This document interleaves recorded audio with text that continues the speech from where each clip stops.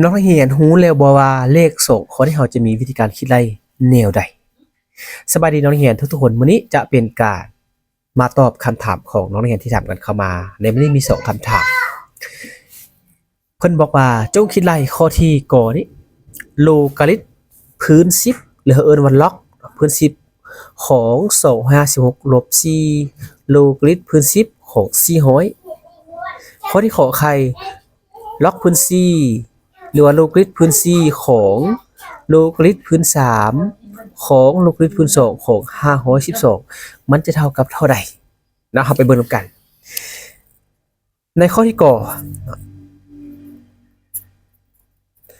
จาก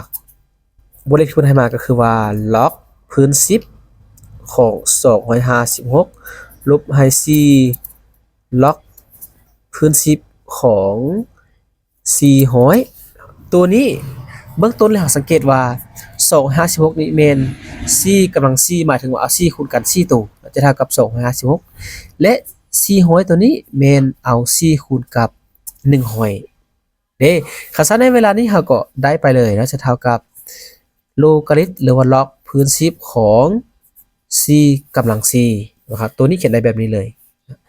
ลบให้4เขียนไว้คือเก่าส่วนตัวนี้ก็จะได้เป็นโลกาลิตพื้น10ของ400ก็เขียนแทนด้วยตัวนี้เลยจะเป็น4คูณกับ100มาข้อนี้เรานำใช้สูตรอย่างต่อไปสูตรที่1นำใช้ก็คือว่าโลกาลิตพื้น10ของ a กำลัง n จะเท่ากับ n นี้ลงมาเป็นตัวคูณข้างหน้าจะเป็น n โลกาลิตพื้น10ของ a สมเทียบว่าเวลานี้ a ของเราแม่นหมายถึงเลข4ตัวนี้ n ตัวนี้หมายถึงเลข4ตัวนี้เฮสันเราก็จะได้เท่ากับ4คูณให้กับโลกาลิตพื้น10ของ4นะครับกำลังลงอยู่พี่แล้วได้ตัวนี้คือเก่าลบให้เลข4ตัวนี้เขียนเอาไว้คือเก่า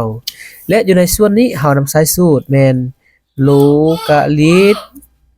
พื้น10ของ m คูณ n นี้จะเท่ากับโลกาลิตพื้น10ของ m บวกโลกาลิตพื้น10ของ n ตัวนี้บ่ให้งงเนาะตัวนี้เขียนแบบนี้อันเดียวกันนะเขียนแบบใดก็ได้ log หรือเขียนแบบนี้ก็ได้เช่นกันฉะนั้นเราเห็นว่าเลข4ตัวนี้หมายถึงตัว m เลข100ตัวนี้หมายถึงตัว n เฮาแจกบากก็ได้เป็นแบบนี้นะก็จะได้เป็นโลกาลิตพื้น10ของ4บวกโลกาลิตพื้น10ของ100จากนี้เขาก็คูณเลข4ที่เข้าไปในวงเล็บคูณธรรมดาเลยตัวนี้เขียนคือเก่า4คูณให้โลกาลิตพื้น10ของ4ตัวนี้คูณเข้าไปจะได้เป็นลบ4โลกาลิตพื้น10ของ4ลบคูณบวกเป็นลบตัวนี้เข้าไปตัวนี้จะได้เป็น4คูณให้กับโลกาลิตพื้น10ของ100ตัวนี้แม่นเท่ากับ10กำลัง2เพราะว่า10คูณ10นี้เท่ากับ100สังเกตให้ว่าตัวนี้กับตัวนี้บวก4โลกาลิตพื้น10ของ4อันนี้ก็ลบ4โลกาลิตพื้น10ของ4สันตกตัวนี้หมดไปเป็น0สันเหลือเพียงแต่ตัวนี้จะได้เป็นลบ4วันนี้โลกาลิตพื้น10ของ10กำลัง2ตัวนี้หานำใช้สูตรอย่างต่อไปนี้ใช้สูตรแมน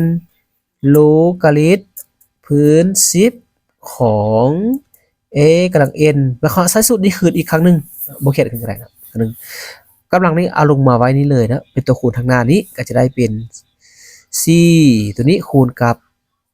2โลกาลิตพื้น10ของ10ซึ่งตัวนี้โลกาลิตพื้น10ของ10นี้แมนเท่ากับ1สันนี้ก็จะเท่ากับลบ4คูณ2คูณกับ1เท่ากับลบ8ดังนั้นคำตอบในข้อชี้กอไก่นี้แมนเท่ากับ8เนาะอันนี้ก็ถือว่าเป็นวิธีการแก้ในข้อที่กอไก่เนาะซึ่งว่าถ้าหากน้องเรียนนั้นเข้าใจละเอียดแล้วสามารถแก้ได้ไวกว่านี้อีกเนาะหรือว่าเฮาสามารถลดขั้นตอนลงบางขั้นตอนใดอันนี้เป็นการแก้ค่อนข้างแปลว่าละเอียดแน่ ก็เลยว่าจะได้ใช้เวลากันจักหน่อยนึงเอาถ้าต่อไปนี้เราก็ไปติดตามเบิ่งในข้อที่ขอไข่ว่าจะแก้แนวใดเนาะไปเบิ่งกันอีกบัดนี้ข้อที่ขอไข่เฮาเบิ่งจะว่าแบบแปลกๆได้จักหน่อยนึงแต่ว่าเฮาค่อยๆสังเกตนะติดตามไปพร้อมกันขอไข่นี้เริ่มจากล็อกพื้น C หรือว่าโลการิทึมพื้น C ของล็อกพื้น3ของล็อกพื้น2ของ512มันจะเท่ากับเท่าใดอยู่ในที่นี้เราสังเกตหมายความสังเกตจากตัวทางด้านวงเล็บนี้ออกมาหาตัวนี้ในการคำนวณในนี้สังเกตเห็นว่า512นี้แม่นเท่ากับ2กำลังเก้าหมายความว่าเอา2คูณกัน9ตัวจะเท่ากับ512หมายความว่าเขียนแทนบรินี้ด้วย2กำลังเก้าอันนี้เป็นคำตอบที่1ตัวนี้เขียนคือจะเป็นล็อกพื้น C ของล็อกพื้น3ของล็อกพื้น2ของ2กำลังเก้าจากนี้เรานำใช้สูตรหยังต่อไปจะนำใช้สูตรล็อกพื้น A ของ B กำลัง n จะเท่ากับ n นี่เอาลงไว้ทางหน้าเลยเป็นตัวคูณจะเป็น n ล็อกพื้น A ของ B นะฉะนั้นเวลานี้เห็นว่าเลข2ตัวนี้เมียนหมายถึงว่าตัว B เขาตัว B ตัวนี้นี่ n นี่หมายถึงเลข9 A นี่หมายถึงเลข2เดสก็แจกพอนี้นะฉะนั้นก็จะได้เป็นเท่ากับตัวนี้เขียนขึ้นล็อกพื้น C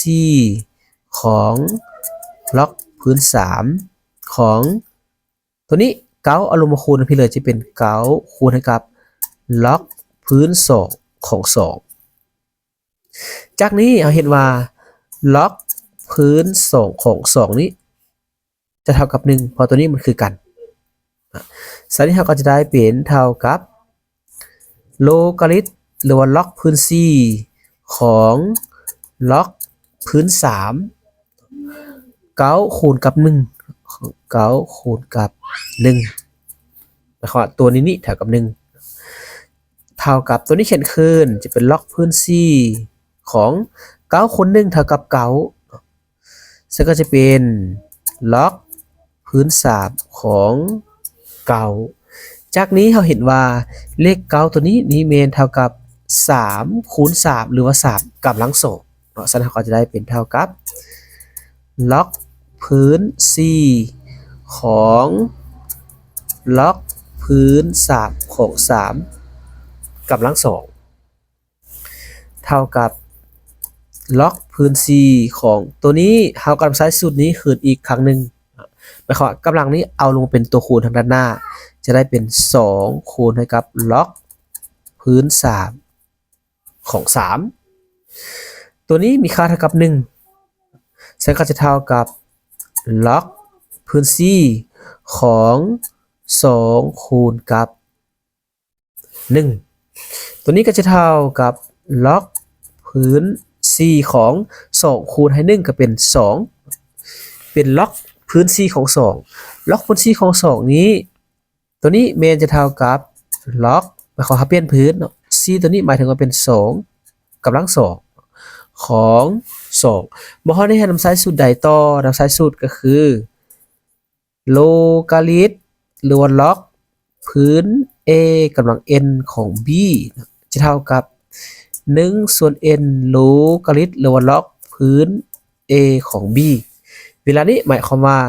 n ก็หมายถึงเลข2ตัวนี้ A กับเลข2ตัวนี้ B กับเลข2ตัวนี้ฉะนั้นจะเท่ากับ1ส่วน2เพราะ1ส่วน n เนี่ย n เท่ากับ2โลการิทึมหรือว่าล็อกพื้น2ของ2ส่วนตัวนี้มีค่าเท่ากับ1ฉะนั้นเราก็จะได้ตัวนี้เท่ากับ1ส่วน2คูณกับ1ก็เท่ากับ1ส่วน2ดังนั้นเลขข้อนี้คำตอบของเราก็คือ